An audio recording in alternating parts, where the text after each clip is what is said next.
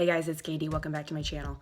So today's video is going to be another garden vlog, and it's just going to be like a random projects day.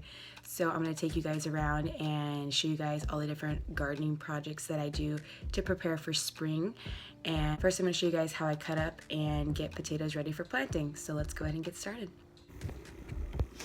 So these are some potatoes that we bought from Tractor Supply. They are non-GMO, just regular red potatoes, red seed potatoes. And we've been letting them sit out for probably about a week and a half to 2 weeks, and they've been growing all of these long root eyes out of the potatoes. And so now what you do is you want to cut your potatoes up into smaller chunks of potatoes. You want to make sure that they have at least 2 of these on each chunk that you cut away, and then from now for the next 2 or 3 days you'll let them sit out, and you'll let this exposed area kind of scar over so that when you plant it in the ground it helps keep bacteria from growing and then rotting out the potato. So I've already done about half of them, and I still have a ton more to go. So I'll show you guys the rest.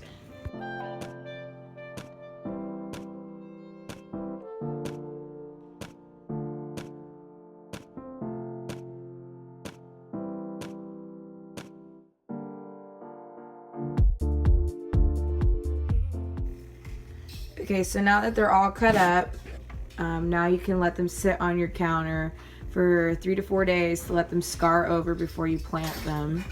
And you want to keep them at room temperature, so you don't really want to put them in a greenhouse, and you don't really want them outside if it's really hot or really cold outside. So yeah, that's it for the potatoes, and I will update you guys probably with another garden vlog whenever I plant these, either in the ground or wherever we decide to plant them. So this is inside the greenhouse, our indoor greenhouse. We've got a lot of our seedlings for the summer, and these are a bunch of tomatoes of different varieties. I did not label any of them. And this is just a bunch of random things. We've got some sweet bell peppers, some Hungarian peppers, we've got flax, and then we've also got some basil and sage. And then these 2 guys right here are sugar baby watermelon. Oh, we also got some catnip and some chives as well. Chives are popping up, but the catnip is not, which doesn't surprise me because it didn't pop up last year either. And then right here we have our arrow garden, which this is the light that is connected to the arrow garden, but we just have it extended all the way up so it has more surface area. And this, we planted some lettuce in here because lettuce really only grows well here in the winter time. So once spring comes around, we'll be ripping all of the lettuce out and then replacing it with whatever else we want to plant in the summertime. But lettuce usually bolts pretty quickly here because of how hot it is. So we started these indoors so that we'd have some lettuce all year long. And then down here we have a lot of more of our summer veggies. We have some zucchini, black and round zucchini. We've got some crookneck squash, some spaghetti squash, lots of different cucumbers. We've got homemade cucumbers, Boston pickling. We've got national pickling, straight neck squash, and then we've got butternut squash that has not popped yet, and I'm not sure if it's going to pop, so if it doesn't, we'll just go get more seeds and probably sow those directly into the ground. But I am going to go ahead and probably plant all of these guys in these pots right now. And then also down here we have our little mushroom farm. This is oyster mushrooms, and it is a mushroom culture from the company called Back to the Roots, and usually it comes in a box and you do one side at a time, but this guy was kind of desperate to get out of that box, so I took it out to see if it'll possibly do a little bit better without the box around it. So let's go ahead and start planting these guys. Okay, so I've brought my seedlings outside just so I can plant without making a ton of a mess in the kitchen, but I will be bringing them back inside after I plant them. So I am going to put them in these green pots right here. I'm going to label the outside of them.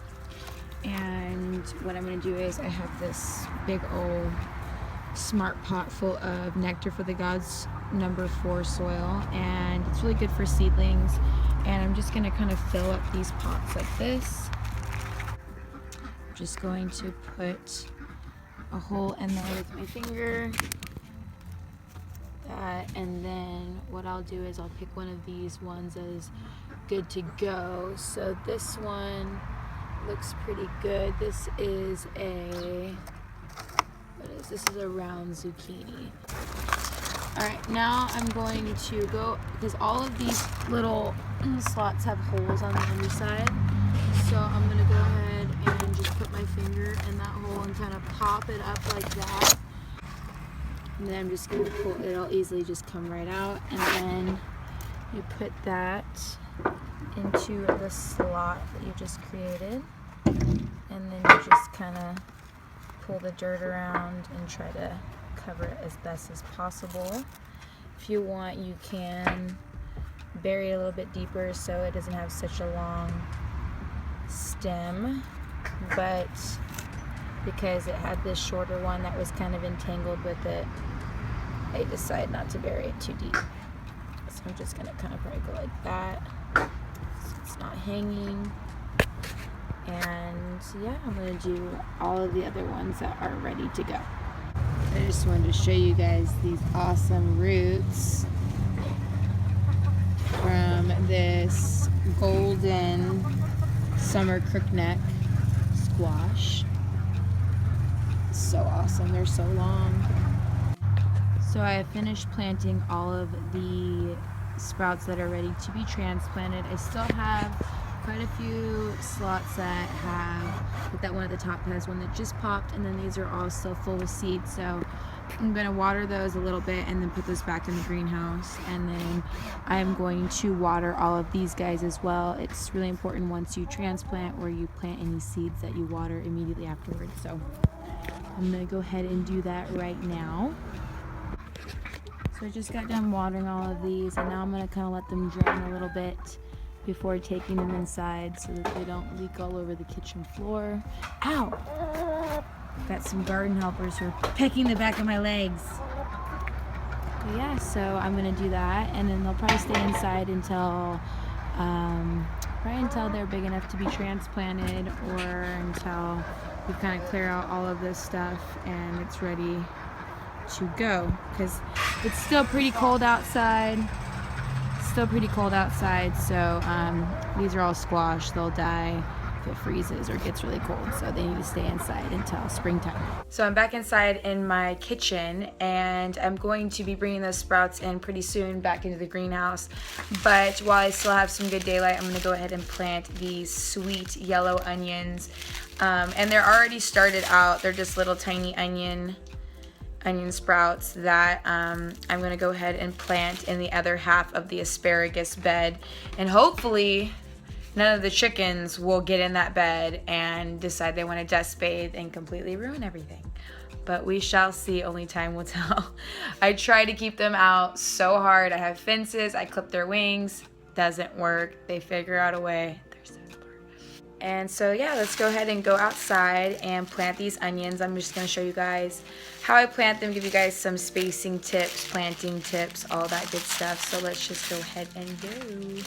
So I am located in California, in Central California, but that is mainly this dark area right here.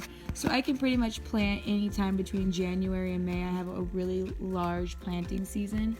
But if you're located up in this area, you should focus more between February and May. And if you're in the very top northern area of the country, then it's best to wait between March and May. So I just wanted to show you guys this kind of little visual aid to kind of let you guys know wherever you're located, when's the best time to plant these onions. So this is the bed that I'm gonna go ahead and plant probably most of the onion in. If you guys can see right here, here, think over there, right there, right there, right there. Those are all asparagus little bundles. So let's see, they're in their third year, so we're finally starting to get some asparagus. But we've got 1, 2, 3, 4, 5 coming up on this small guy, and then we've got a few coming up in other areas. So it's pretty awesome. But this whole rest of the bed's pretty much unutilized because of the fact that in the summertime they grow huge bushes and it just pretty much takes over everything. So I'm gonna put onion in this side of the bed, and I'm gonna see how many I can possibly cram in here. So it says to space them about 4 inches apart. So I'm just gonna go ahead and lay out all of the different areas that I want to plant them, and then I'm gonna go ahead and push them into the soil. So I'm just gonna set them all out first. So I have them all placed out along this side of the bed. So now I'm gonna grab each set, and I'm gonna make sure that the root side is facing down, and I'm gonna push the set about 1 to 2 inches down into the soil and then cover it up. So I'll show you guys again with this one. Roots you can see right here on the bottom, and make a hole with my finger first and push it down about 1 to 2 inches and then cover it up. And I'm going to do that to all of them, and then I will show you guys the next step. Okay, so now that I have planted all the onions, I must immediately now water them. And onions like to remain not like crazy damp wet all the time, but they do like damp soil all the time. So try to keep your soil wet after you plant them in there. Don't let it really dry out. And these actually won't be ready to harvest until fall, so they're going to spend the entire spring, summer, and probably beginning of fall in this bed before they're ready to harvest. And these asparagus will be ready to harvest probably early spring, or I mean late spring, early summer, maybe even early spring. Some of them look like they're starting to grow well already. So I'm going to go ahead and water these, and they will be all planted and ready to grow. I want to also mention that onion do not like to share root space at all with any type of plant or weed, so it's really important to keep your beds plenty clear of any type of other weeds, and you don't want to plant your onion too close to any plants that are heavy in roots. Sorry if you hear that noise, it's Kyle. He's doing some work trying to build our ducks a little shelter so they can have some shade in the summertime. But yeah, that is that. And right here I planted a bunch of carrot, but they haven't popped up yet. Fingers crossed they do. Okay, so I brought back inside my seeds that haven't popped yet, and then all of the plants that I transplanted today, and they're going back underneath the fluorescent light. And then we still have our top area. I'll probably be transplanting these here in a couple days, and then I'll wait for everything else to get much bigger before I transplant any of that.